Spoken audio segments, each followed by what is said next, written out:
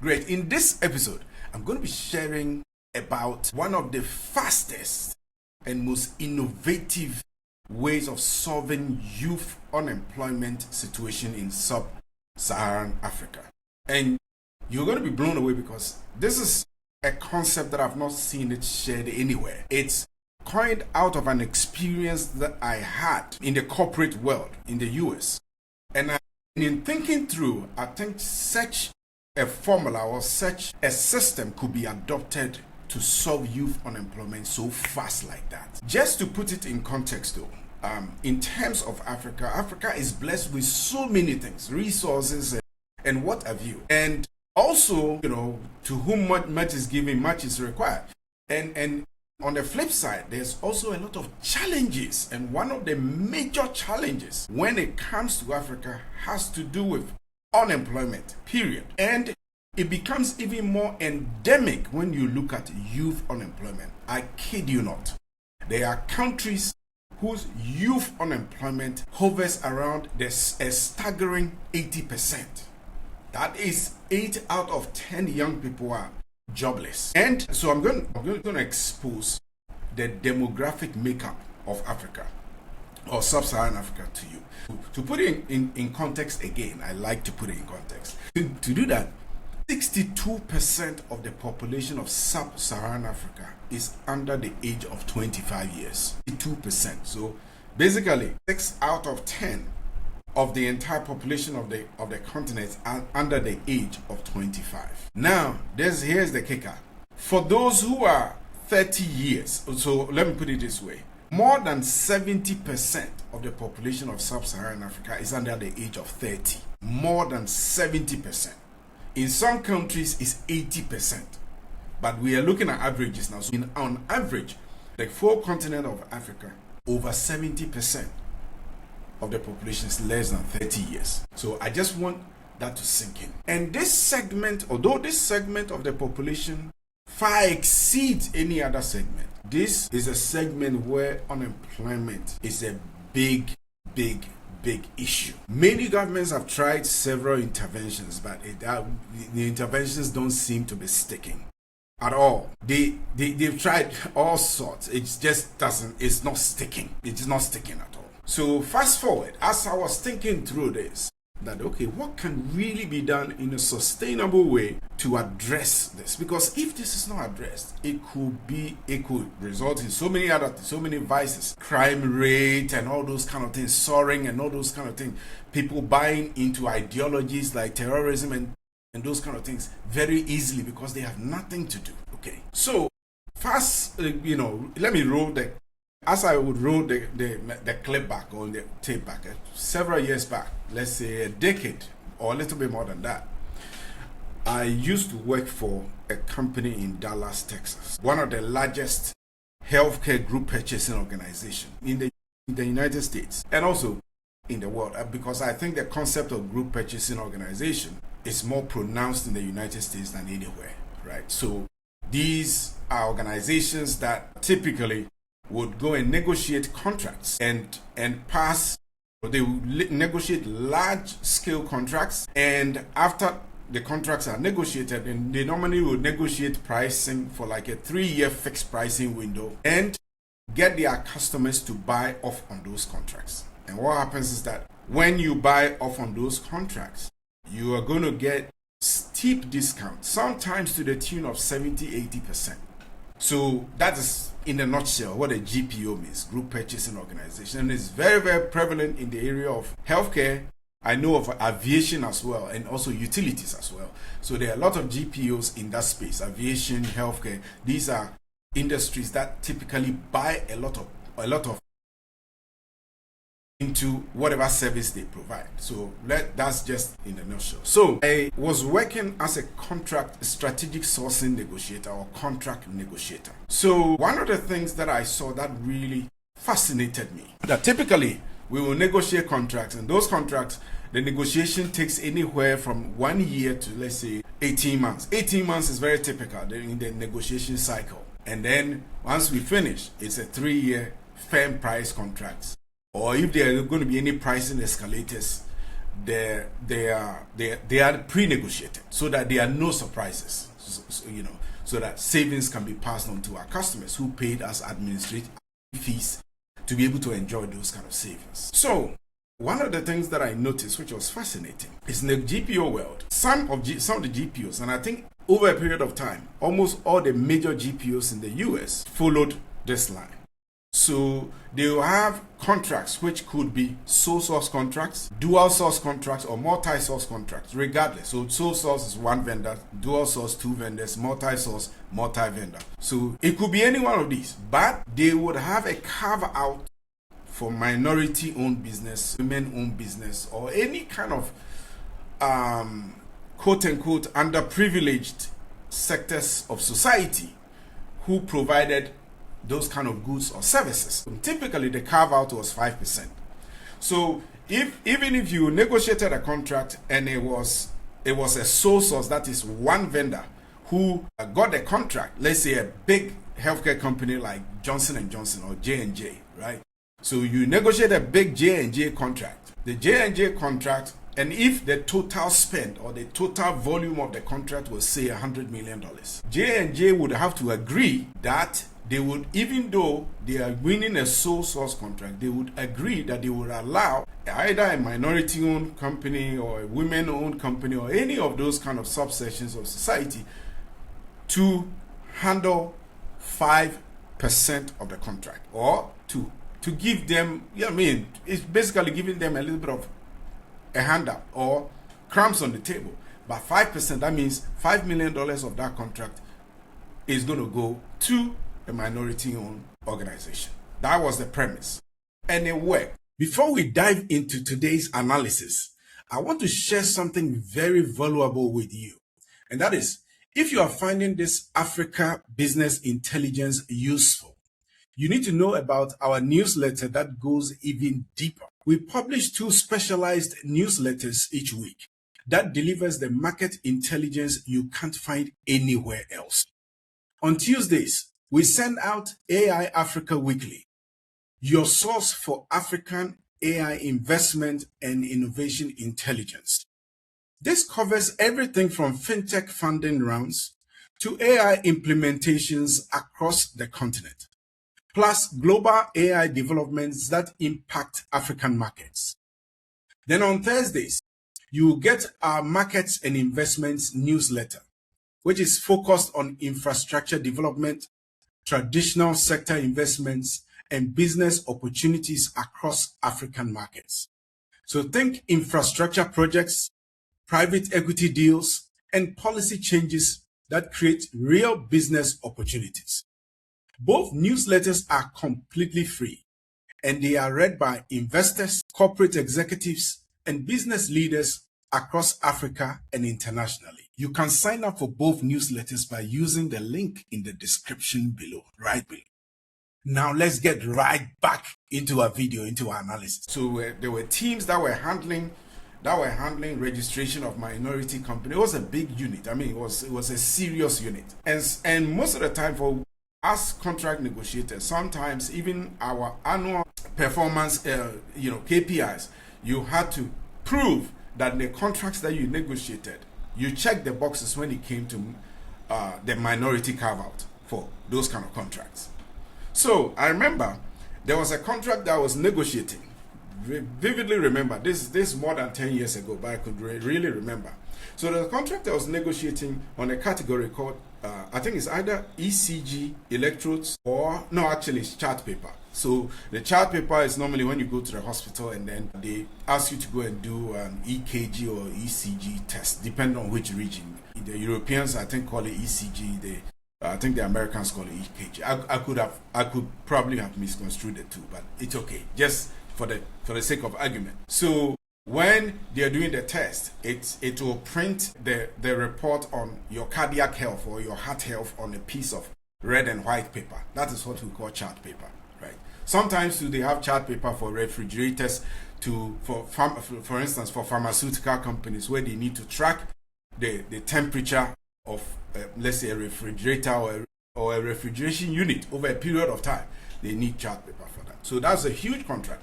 And I think the volume of that contract for the entire contract period, I think, if I'm not mistaken, was like $60 million. And predominantly, that category had a market leader, which was a big company in the southern part of the US.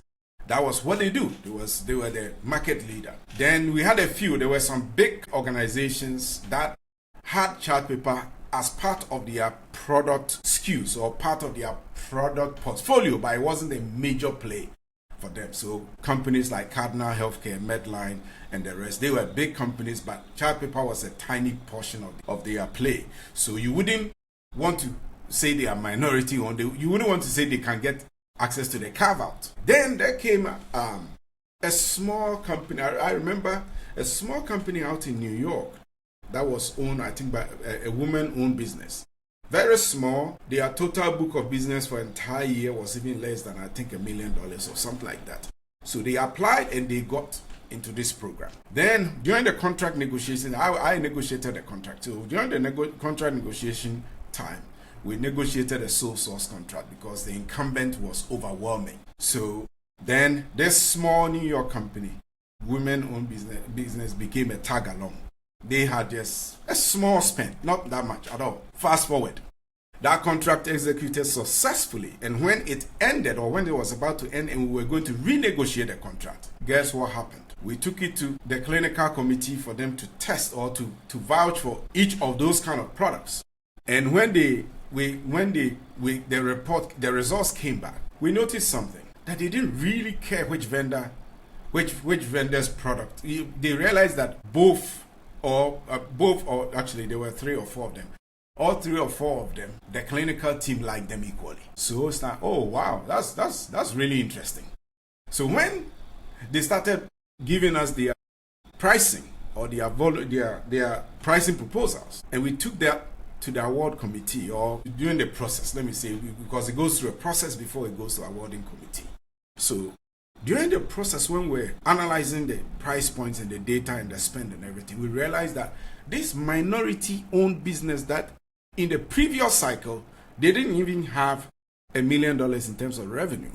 Because of that contract, they recorded, I think, $5.1 or $5.2 million in revenue in that per year in that cycle, which was encouraging. But most importantly, we realized that their prices were 50% less than the big player. 50% less. So it's like, holy cow, what's just happening?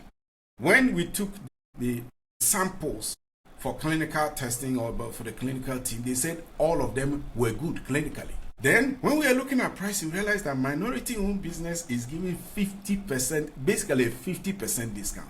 It was one of the easiest contracts that I had awarded, because that minority-owned business, after 3 years' time, became the major player. And the next contract cycle, they became a sole source. And then another little minority company came in that we tagged along. I'm saying this for a reason. I'm looking at Africa, or sub-Saharan Africa, and I'm looking at all these interventions that governments have put in place to address unemployment. Most of them have not worked, as I've already stated, have not worked at all. Or the effects of them have not been felt. Government keeps throwing money at projects and programs that are not working.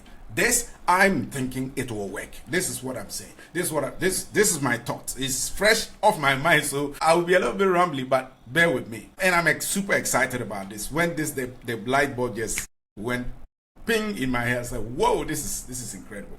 So think about it this way. Governments across the world are the biggest spenders in every country. Why? They collect all the taxes, they collect all these foreign direct investment things, and they invest in things like big infrastructure projects. But in Africa, the story is a little bit different. In Africa, because private enterprise is still growing, in most countries, it's still at its infancy. So the biggest spender is not just the government. Basically, the overwhelming spender is the government.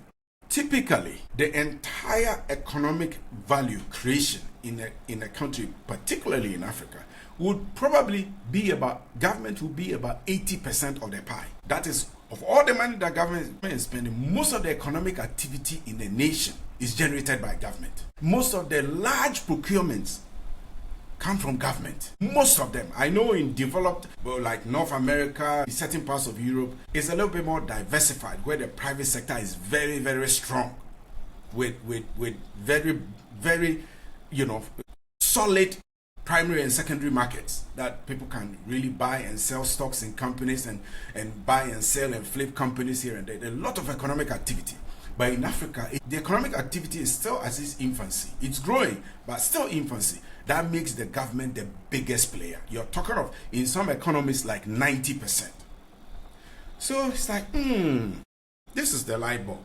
What if we introduce something like that carve out for contracts for younger people? Let that thing sink in for a minute. So government is maybe going to build a $300 million project, maybe a highway or a bridge or a dam or whatever it is. There's going to be a lot of components, a lot of contractors, subcontractors, other verticals who may not directly be contracted. It may just be those who are sewing uniform for the construction workers, those who are selling helmets or safety equipment, those who are providing security services. What if every sub-Saharan African country enacted an act of parliament or a legislative instrument, or to put it simply, a law that says for every government spend, 5% of it is going to go to youth-led businesses? That would be a phenomenal game changer, because at that point, government doesn't need to go and borrow any additional money for youth projects or youth programs that really do not work anyways. But government can use its existing money pool. So basically, using one stone to kill the proverbial two birds. So you, government, you want a bridge. Yes, you got a bridge. But you utilized this bridge as an opportunity to create youth-led jobs. It doesn't end there. One of the things that I noticed in Africa is that for most of these large-scale contracts, particularly government contracts, I can bet you it's very difficult to get these kind of contracts. Young people can't get even anywhere near. They can't get anywhere near it. Number two, they will not even get access to financing to finance whatever businesses they are doing. Banks, typically African banks, don't fund youth-based businesses. They don't, which is sad in a way. They don't. So what if we created this pool? All of a sudden, for that $300 million project, 5% of it, which is $15 million, goes to maybe one or two. And when I was working on it, I said sometimes it's not just a single minority company on the contract. It could even be one sole source and multiple smaller businesses who the concept is they would take just 5% on the contract. If government were to implement that and implement that very well, what's going to happen is that, for me, youth unemployment is an issue, but there's another issue that I'm very worried about. You see on the faces of many young people in Africa that they are in a state of despair. Most of them have lost hope, because why? They finished college, and after 5 years, they are still staying at home with their mom and pop. They don't have anything. Some of them have finished school 6 years, 7 years. They have no employment, right? None whatsoever. They are sitting at home. They are Not only are they hopeless, you see most of them are depressed. They've just thrown in the towel. Can you imagine somebody throwing in a towel on life at the age of 26? Some of them have the desire to settle down, have a family and kind of thing. Some of them are approaching their 30s. They have a desire to start a family, but there's no job. You can't start a family. And the worst ones are people who want to start a family that even in a relationship, they don't even have any stable job. And they turn around and the quote-unquote big men, big politicians and big whatever it is, go around chasing their fiancés and things, and they are powerless. That's the level of despondency. To me, that is one of the key things that really gets to me. Yes, unemployment is bad, but the fact that it triggers hopelessness, depression, despondency, a sense of I'm done at the age of 26 is very sad. It is a continent where over 70% are under the age of 30. So if we are crushing our own young people like that, what kind of future are we building? I just want us to process this. And frankly, if you've had experiences like this, I would be glad for you to share it in the comments, about all your struggles in work and that kind of thing. It will be very helpful. Book of Spend will begin to spur employment, or young-led businesses or young entrepreneurs can now have a sense of hope. There will be some kind of I'd say, religious word, revival, right? They'll be rejuvenated. They see possibilities. They will be, wow. That means if I can put together a business or whatever it is, I stand the chance of potentially, because government controls billions and billions of dollars, regardless of which country you are. Most governments spend per year, you are talking of billions of dollars. So if it's a country that is spending $10 billion in procurement in a year, and they carve out 5% of that, is $500 million in a year. That could be contract that is spread across, say, 1,000 to 5,000 small scale businesses run by young people. And there's one thing about young people. One thing about young people is that young people, you give them that little opportunity. Like I shared about that small company in New York that didn't even have revenue of $1 million. And 3 years afterwards, they control $60 million in spend in terms of contract. Later on, that company went on and began and diversified into other areas, other lucrative areas of medical device manufacturing. That's the power of it. Young people can take risks. They have the energy. Why are we not empowering them? Because when you look at it, the way procurement is done, particularly public sector procurement, is typically done by older people who are politically connected. So what happens is, in our ecosystem, in the African ecosystem, what happens is that wealth gets concentrated in the hands of a few, particularly the politically connected. That is where wealth concentration is. And you are talking about these people, the elite group of people, are not even up to 3% of the population of the country, but they control everything. But what if, yes, you can control whatever it is that you want to control. Can you leave a little, tiny little bit so that the collective youth or the collective nation can also begin to grow? Because when you give these young people a little tiny opportunity, they will blow up, they will grow. We are living in an era where these young people are digitally native, they are smart. Yes, education, not all of them are educated, but this will be a good starting point. And it, in my mind, it doesn't have to end there. Every country that wants to implement this would have to have an agency that handles onboarding these young people. There will be a criteria and everything to onboard them, vet them, make sure that they have what it needs. And then these people now become bankable. Their businesses become bankable, because at that point, banks will be willing to lend them money. That is super, super crucial. Number 3, when this thing is established, and I'm going a little bit beyond my experience at this point. So all that I said was based on my experience. Now I'm going a bit further. So what if these small companies or these youth-led companies, you could even throw in women businesses as well. That's if you want to. These young businesses or these youth-led enterprises that are serving as maybe small subcontractors for major contractor. These government could throw in this as well, that you give them an income tax holiday whilst they are on this program. You could even, or you make it flexible, you could even do it up to 5 years.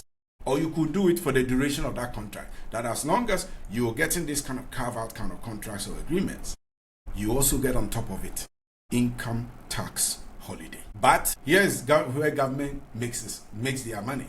You incentivize them to hire people just like them. So they are going to hire, or the whole thing can be structured to motivate, to incentivize them to hire young people just like them in their businesses, and then pay payroll taxes on them. So the government makes money on payroll taxes. Leave them. Don't make things complicated. Tax holiday on income taxes. Why?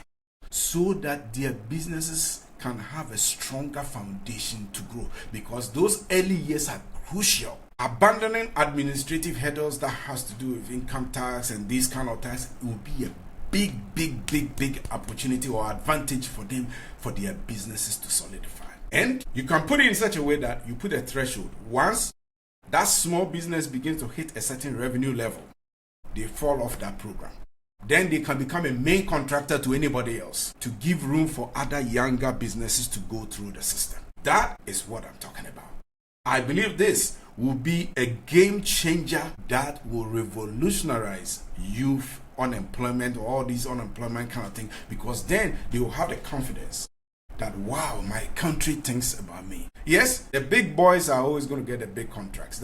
And frankly speaking, getting public sector contract most of the time is fraud with corruption. Yes, I would say maybe 1 out of 100, possibly maybe, let me be generous, maybe 5 out of 100 times, somebody can get a big contract in some of these countries without any underhand dealing. But I tell you, from what I've heard, what I've seen, there's 9 out of 10 times something has to change hands before a business gets a contract. Young people don't have that money to pay those underhand dealings. They don't. So they need to be helped. And whichever agency that's going to be handling that must put in place systems and automations in place that it doesn't have to deal with like human to human, where corruption will now begin to creep in there. So let's systematize that. Let's say this 5% is going to be like the holy part of our procurement process in the country. The holy part, quote unquote, holy part means that this 5%, this little tiny thing that we're giving to young people, there's no corruption, zero corruption there. We just want to use this to help give our younger folk a leg up in life. If you like this content, I want you to do all the YouTube stuff, and most importantly, I think you will find great value in the newsletters that we publish, that goes out every Tuesdays and Thursdays. Subscribe to those newsletters. It's amazing, it's mind-blowing. And see you, and thanks for watching.